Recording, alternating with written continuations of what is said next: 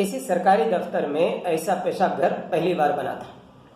बेहतरीन floor tiles, रंग बिरंगी पेंटिंगों वाली wall tiles, the wash basin, steel के चमचमाते नलके और रोशनी ऐसे जैसे किसी फिल्म का जगमगाता सेट।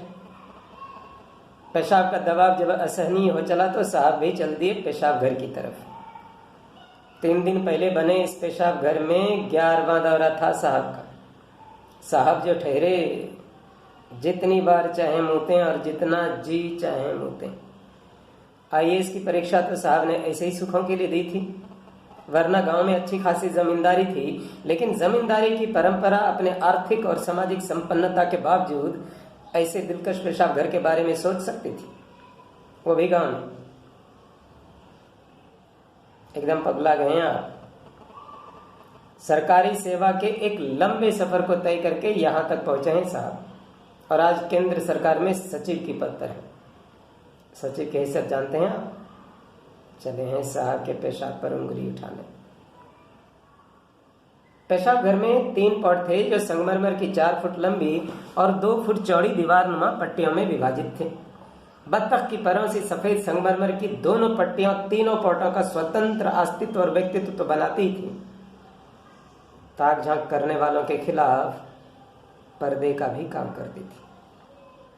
साहब ने सबसे बाएं वाले पॉट, जिसके नीचे नाली थी, के सामने खड़े होकर अपने पैंट की जिप सरकाई, टांगों को चौड़ाया और पॉट में पड़ी फिनाइल की गोलियों पर छिड़काव शुरू कर दिया। अब साहब की बेचैनी पेशाब के रास्ते पॉट की पाइप में से होते हुए नाली में उतर रही थी और साहब का चिंतन ऊपर चढ़ रहा था। अगर पेशाब की परंपरा न होती तो कब का पेशाब में मिल चुका होता आदमी। साहब ने पेशाब घर का मुआयना किया।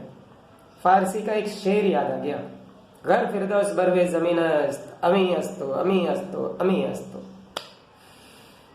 पृथ्वी पर अगर कहीं स्वर्ग है तो वो यही है।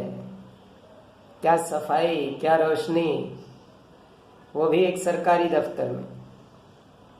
साहब का चिंतन छठे के बाद वाले आसमान पर पहुंचने ही वाला था कि बड़ी बदतमीजी से पेशाब घर का दरवाजा खुला और एक चपरासी अंदर आकर सबसे दाएं वाले पॉट में वही काम करने लगा जिसका श्री गणेश अभी अभी साहब ने किया था। लेकिन उसने साहब की तरह चिंतन आरंभ नहीं की, बल्कि रसिया टाइप एक गीत गुनगुनाने लगा। मेरी छत्र के नीचे आजा, क्यों बिगेर कमला खड़ी खड़ी। साहब को कोफ्त हुई। 2 कौड़ी का चपरासी साहब के समानांतर खड़ा है। हालांकि बीच का पॉट खाली था, जिससे दोनों पदों की गरिमा और दूरी कायम थी। अब एक सेक्रेटरी और चपरासी के बीच का फासला पेशाब की हंडिया भर रह गया था। साहब ने झुंझलाहट में गर्दन झुका ली। अब आंखों को जो दिखाई दिया उससे तो मामला और गड़बड़ा गया। चपरासी का पीला पेशाब सफेद झाग की सैकड़ों पाल के औलादे साहब के पेशाब से घुल मिल रहा था, क्योंकि नाली साहब वाले पॉट के नीचे थी। सफेद झाग के छोटे बड़े बबूले नए बल्बों की रोशनी में ईस्टमैन कलर बिखेर रहे थे। अब बबूलों को देखकर आग बबूला तो होना ही था। टुच्चे से चपरासी का पेशाब और ये शबाब। माथा ठनक गया साहब का। कहाँ एक सिविल सर्वेंट और कहाँ यदनस, और साला मूत भी कैसे धड़ल्ले से रहा है, झाग ही झाग। टीवी पर प्रसारित होने वाले किसी डिटर्जेंट पाउडर के झाग की तरह। एक ही वॉश में सारा चिंतन धुल गया साहब का। अब चपरासी का पेशाब साहब की दिमाग में उतर रहा था। साहब ने अपने पॉट के बाएं और दाएं तरफ झांक कर अपना पेशाब तलाशा। नदारत, गुस्सा आया केंद्रीय लोक निर्माण विभाग पर। साले साहब की पॉट की पाइप नाली की छाती में गाड़ गई थी इडियट कहीं के। अब जगमगाते पेशाब घर में सिर्फ चपरासी का पेशाब टेलीकास्ट हो रहा था लाइव। साहब को लगा कि चपरासी का पेशाब उनके अपने पेशाब को पेशाब में मिलाने पर आमदा है। चपरासी के झागदार पेशाब को बर्खास्त कर दिमाग को समेटा गया। संविधान निर्माताओं पर बड़ा तरस आया। बेचारों की समझ कितनी सीमित रही होगी, जिसके कारण समानता के अधिकारों की व्याख्या पेशाब घरों को अपवाद घोषित नहीं कर पाई। काश उन्होंने दूरदृष्टि से काम लिया होता तो कम से कम इस गवैये चपरासी के पेशाब के तो मुंह न लगना पड़ता। कमबख्त अपने पेशाब के पेंचे साहब के पेशाब से लड़वा रहा है बेधड़क, वो भी फिल्मी अंदाज में। आचार संहिता की तरफ ध्यान मोड़ा साहब ने। चपरासी के झागदार पेशाब की सजा तो दूर, गवाह और सबूत तक नहीं ढूंढ पाए साहब, भेजा भिन्नोटा। चपरासी अपने मूत्रदान की रस्म अदायगी के बाद पॉट से हटा वॉश बेसिन तक गया, हाथ धोया, रुमाल से हाथ पोंछकर साइड जेब में रुमाल को रखा और पीछे की पॉकेट से कंघा निकालकर जुल्फें संवारने लगा। साहब सरकार की तरह स्थिति पर नजर रखी हुई थी। चपरासी ने साहब के बराबर नहीं मूता, इससे जी थोड़ा सा हल्का हुआ, चला था साहब के पेशाब से टक्कर लेने। अबे 1.5 चुल्लू मूत कर 30 मार खा समझ रहा है अपने आप को। हमारी बराबरी करना है तो दिखाना हमारे बराबर मूत कर। अगर दिल को तसल्ली नहीं हुई, साहब के पेशाब की जमानत हो चुकी थी, लेकिन पॉट से कैसे रिहा हो। कमबख्त चपरासी अभी भी सीटियां बजाता हुआ जुल्फें संवार रहा था। कहीं आमना सामना हो गया तो छिछोरा झेपेगा कम, साहब की मट्टी ज्यादा पलीद होगी। साहब पॉट के सामने खड़े अपने पैंट की जिप से खेलने लगे, कभी खोलते कभी बंद करते, कभी खोलते कभी बंद करते। क्या जमाना आ गया है। Secretary to the government of India पेशाब के हंडिया के सामने अपने पैंट की जिप से खेल रहा है, वो भी एक चपरासी की दहशत से। बड़ी शर्मिंदगी हुई साहब को। चपरासी ने पहले जैसी बदतमीजी से पेशाब घर का दरवाजा खोला और ये गया और वो गया। पेशाब घर में साहब की सल्तनत फिर कायम हुई। पॉट से हटे पर चेहरे पे तृप्ति के वो भाव नहीं थे जो एक आदमी को बहुत देर से रुके हुए अपने पेशाब को खंगाल कर होती है। उल्टे तनाव दर्ज था साहब के चेहरे पर। वॉश बेसिन के ऊपर लगा नया आईना बता रहा था। साहब ने आईने में एक सिविल सर्वेंट देखा था, मगर दिल मानने को राजी न हुआ। लिहाजा पेशाब करने के बाद हाथ धोने की रस्म भी फिजूल की चुतिया पलेगी उन्हें। आज आगे बढ़े, शालीनता से दरवाजा खोला और पेशाब घर से बाहर हो लिया। साहब को लगा कि एक सिविल सर्वेंट और चपरासी में जो फर्क होना चाहिए वो उनके और चपरासी के दरवाजा खोलने के अंदाजों के बीच कहीं मौजूद है, मगर फिर भी दिल को तसल्ली नहीं। साहब जब अपने कमरे के दरवाजे पर पहुंचे तो उनके अपने चपरासी ने बड़े अदब से दरवाजा खोला। साहब ने मन ही मन सोचा,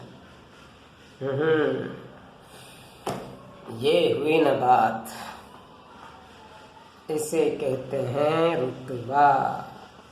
मगर कुर्सी पर बैठने से पहले वारदाते पेशाब खाना साहब के दिमाग में आ बैठी। साहब ने कॉल बेल दबाया, ट्रिंग। चपरासी हाजिर। जी सर। तुम जानते हो तुम क्या? जी सर। पेशाब घर को तो इस्तेमाल करने की तमीज है नहीं तुम्हें, चले आए सरकारी नौकरी करने। पर सर आज तो मैं एक बार भी टॉयलेट नहीं गया। साहब को लगा किसी ने करारा तमाचा दे मारा उनके गाल पर। मैं पेशाब घर कह रहा हूँ, ये चपरासी टॉयलेट कह रहा है। सारे के सारे चपरासी आपस में मिले हुए हैं। अफसरों को अंदर पर जलील करने में सबको महारत हासिल है। दोनों चपरासियों में फर्क करना पड़ा साहब को। I don't mean sir, Hindi में बताइए ना, आप कहना क्या चाहते हैं? चपरासी ने साहब के जुमले का मातृभाषा में अनुवाद मांगा। लोगों को रक्तचाप होता है, साहब को पेशाब चाप हो रहा था। अजीब आदमी हो तुम। जब मैं पेशाब घर कहता हूं तो तुम टॉयलेट कहते हो, और अब तुम चाहते हो कि मैं तुम्हारे लिए कोई दुभाषा रखूं। मैं कुछ समझा नहीं सर। अच्छा जाओ, JS को बुला कर ला। सर कौन सा JS? JSA या JSO? इज्जत पेशाब में मिल जाए तो कौन सा JS बुलाया जाता है? इतनी भी अक्ल नहीं तुम्हें? ज्वाइंट सेक्रेटरी एडमिनिस्ट्रेशन को बुला फौरन। चपरासी साहब के कमरे के दरवाजे तक पहुंचा ही था कि साहब ने फिर से तलब कर लिया। और सुनो, इज्जत पेशाब में या पेशाब घर के झाग वाली ऐसी कोई भी बात मत करना, सिर्फ कहना साहब ने बुलाया। फौरन चपरासी साहब के कमरे के बाहर तो आ गया, मगर जेएस को बुलाने के बजाय उस पेशाब घर में जा घुसे जहां से पगलाए साहब लौटे थे। सब कुछ सामान्य लगा उसे, ऊपर नीचे दाएं बाएं चारों तरफ नजरें फेंक मारी बेचारे ने, मगर कहीं से भी किसी अप्रिय घटना का समाचार बरामद नहीं हुआ। मूतने का मन भी किया उसका, मगर साहब के झाड़ के डर से हिम्मत न जुटा पाया। अब चपरासी पेशाब घर में इस असमंजस में खड़ा था कि साहब यहाँ से पेशाब करके लौटे हैं या पेशाब पी कर। उस रोज शाम तक न तो चपरासी ही डर के मारे वापस आया और न ही संयुक्त सचिव प्रशासन ही साहब से मिल पाए। चपरासी जेएस को सूचना प्रसारित किए बिना ही घर चला गया। साहब को थोड़ी बेचैनी हुई, कार मेन गेट पर लगवाई और घर को लौट गए। घर के नौकर ने साहब के ड्राइवर से ब्रीफकेस और टिफिन रिसीव किए और बीवी ने साहब, अजी क्या बात है, बहुत थके थके से लग रहे हैं आप आज। साहब अभी भी पेशाब घर वाले चपरासी की पेशाब चाप से ग्रस्त थे। बीवी का कहा सुन ही नहीं पाए, डायलॉग रिप्ले हुआ। अजी मैंने कहा क्या बात है, बहुत थके थके से लग रहे हैं आप आज तो। हाँ, दफ्तर में काम ही इतना ज्यादा होता है, अभी भी 2 दर्जन से ज्यादा फाइलें टेबल पर छोड़ कर आए हैं, बाकी कल देखूंगा। साहब ने एहतियात बरता, कहीं साला पेशाब शब्द जुबान पर ना आ जाए। कल की कल देखी जाएगी, फिलहाल ठंडा लेंगे या चाय बनवा दूं। काम के मारे बेचारे पति को पत्नी ने राहत के 2 रास्ते सुझाए। नाराजगी लाजमी थी, उधर दफ्तर में इतना संगीन मामला दरपेश आया था और इसे ठंडे गर्म की सूझ रही है। जी में आए कि कह दो चुल्लू भर पेशाब है, मगर जैसे तैसे जुबान की लगाम को कसे रहे साहब। थोड़ी टेंशन है आज, ऐसा करो एक बड़ा सा पैक बना दो, सोडा मत डालना, ठंडा पानी चलेगा। सोफे पर खुद को पसारते हुए बोले साहब। एक के बाद दूसरा, दूसरे के बाद तीसरा और फिर तीसरे के बाद चौथा। 4 जवान पैगों की खिदमत से सराबोर साहब सोफे पर ही ढेर हो गए। अब तनाव बीवी की दिमाग में स्थानांतरित हो रहा था। आखिर सचिव हैं उनके पति, कोई बाबू थोड़े ही है, फिर टेंशन का क्या मतलब। बेचारी पत्नी पति के पद की गरिमा को अच्छी तरह समझती थी, मगर वर्ग संघर्ष की धारणा से अनभिज्ञ थी। उधर दफ्तर में 2 तरह का पेशाब 2 वर्गों का प्रतिनिधित्व करते आपस में भीड़ पड़े थी। प्रत्येक वर्ग को अपने हिस्से का धरातल चाहिए। सदियों का संघर्ष है, सदियां और चलेगा। पेशाब में भी हिस्सेदारी मांगेगा, किसी को नहीं बख्शेगा। जो आपके पास है हमारे पास भी होनी चाहिए, औकात हो ना हो बस होनी चाहिए हमारे पास भी। नेतृत्व और समर्थन दोनों से नियत वामपंथी विचारधारा पेशाब में मिल गई, और विचारधारा के खारिज हो जाने के बाद अब सरबराह का वर्ग संघर्ष कमजोर हुआ। अब उच्च वर्ग की प्रतिष्ठा की बहाली की मुहिम आरंभ होगी। बहुत सैली हाय हाय मुर्दाबाद। पद प्रतिष्ठा और पूंजीवाद को जिंदाबाद कहने का मौसम दशकों बाद रिलीज हुआ है। उधर चपरासी के पेशाब से हुई मुठभेड़ में पराजित साहब के पेशाब को जिताकर अमर करना होगा, बिना किसी विचारधारा के, नेतृत्व के, समर्थन के, पद में निहित शक्ति के माध्यम से। इससे जिद में साहब का दिमाग पेशाब में मिला पड़ा था अपने घर के सोफे पर। हिम्मत करके पत्नी ने साहब को उठाया और नौकर की सहायता से पलंग तक की यात्रा संपन्न करवाई। लेटाकर पैर सीधे किए और कंधों तक चादर तान दी। रात को 2 बजे के आसपास एक सपने ने साहब की नींद पर दस्तक दी। किसी शानदार सरकारी इमारत में एक अत्याधुनिक पेशाब घर का उद्घाटन करने के लिए साहब को बुलाया गया है। साहब ने एक सुंदर लड़की के हाथों में थमी चांदी की थाली पर से कैंची उठाई और पेशाब घर के दरवाजे पर लगा रिबन काटा। तालियों की सैकड़ों गड़गड़ाहट साहब के दोनों कानों के आर पार हुई। पेशाब घर का डिजाइनर और उच्चाधिकारी साहब को पेशाब घर के अंदर ले जाकर उसकी खूबियां बता रहे हैं। साहब इसमें ये, साहब इसमें वो, और सबसे बड़ी बात साहब इसमें ये कि इस पेशाब घर में केवल वही व्यक्ति पेशाब कर सकता है जिसके पास गजेटेड ऑफिसर का आई कार्ड होगा। सर हमने इसमें एटीएम की तरह आई कार्ड बनाया है, कार्ड स्लॉट बनाया है। आई कार्ड डालिए, पॉट खुलेंगे और पेशाब कीजिए और कार्ड स्लॉट से वापस खींच लीजिए। सर कार्ड स्लॉट से वापस आते ही पॉट बंद हो जाता है। सर आप ट्राई करके देखिए, भीड़ जिद करो। साहब ने अपने कोट की जेब में से आई कार्ड निकाला, कार्ड स्लॉट में डाला और पॉट खुल गया।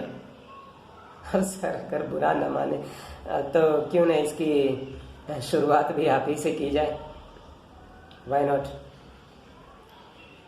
साहब अपने पैंट की जिप खोलकर पॉट के रूबरू हुए और मूतने लगे। मूसलाधार बरसे साहब सपने में। आंख खुली तब तक पलंग एक गुनगुने तालाब में तब्दील हो चुका था। रोज सुबह 8 बजे सोकर उठने वाली बीवी नींद से बड़बड़ा कर जगी। यह क्या किया आपने? पेशाब घर का उद्घाटन। मुंह से निकलने ही वाला था कि जुबान की गिरेबान हाथ में आ गई। मैंने बताया था ना, थोड़ी टेंशन थी, शायद उसी वजह से, मगर अब रिलीफ है। रिलीफ शब्द कुछ कुछ सरकारी बयान जैसा लगा साहब की बीवी को। रात को अंधेरे में शर्मिंदा हुए सुबह तक गीले बिस्तर पर पड़े रहे secretary to the government of India. अगले दिन जब साहब की गाड़ी खाली हाथ ऑफिस लौटी तो मेन गेट पर उनका सामान उठाने के लिए खड़ा चपरासी भौचक्का ड्राइवर से वजह पूछी। साहब आज छुट्टी पे रहेंगे, तबीयत ठीक ना है। अब गुजरे दिन वाला चपरासी का असमंजस विश्वास में बदलने लगा। एक एक बात तह तक पहुंचकर याद की उसने और 2-3 मिनट के जोड़ तोड़ के बाद इस नतीजे पर पहुंच गया कि सारी गड़बड़ी साहब के पेशाब घर में जाने के बाद ही शुरू हुई थी। उससे पहले तो सब कुछ ठीक था, यानी कि मामले का ताल्लुक सीधा साहब के पेशाब से है। ड्राइवर ने ऑफिस के मेन गेट के पास गाड़ी पार्क की और चपरासी के साथ साथ दफ्तर की सीढ़ियां चढ़ने लगा। क्या हुआ साहब को? शाम को डॉक्टर के पास जाएंगे, वैसे खतरे की कोई बात ना है।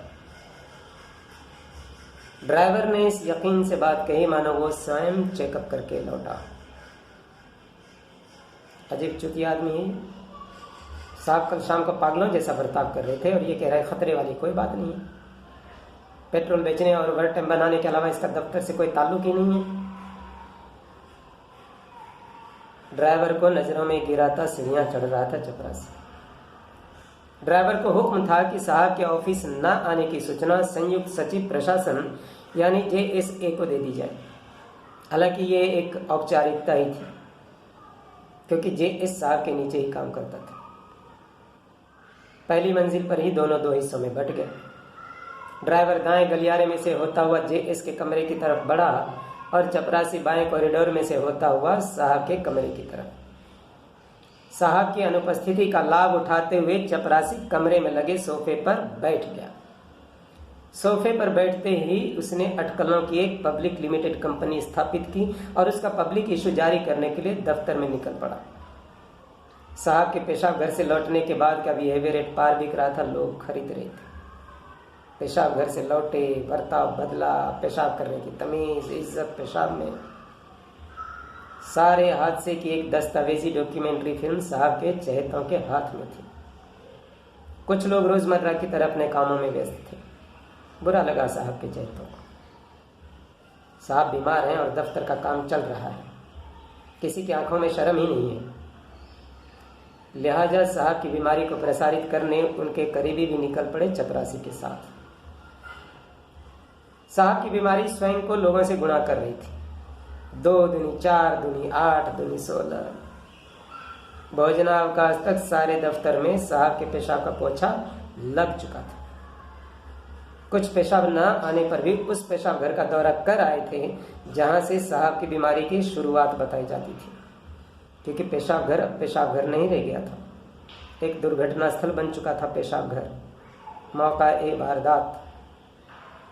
जब साहब का पेशाब बरसा तो कुछ छींटे महिला कर्मचारियों पर भी पड़े। जी में आए कि एक बार पेशाब घर को अंदर से झांक आए।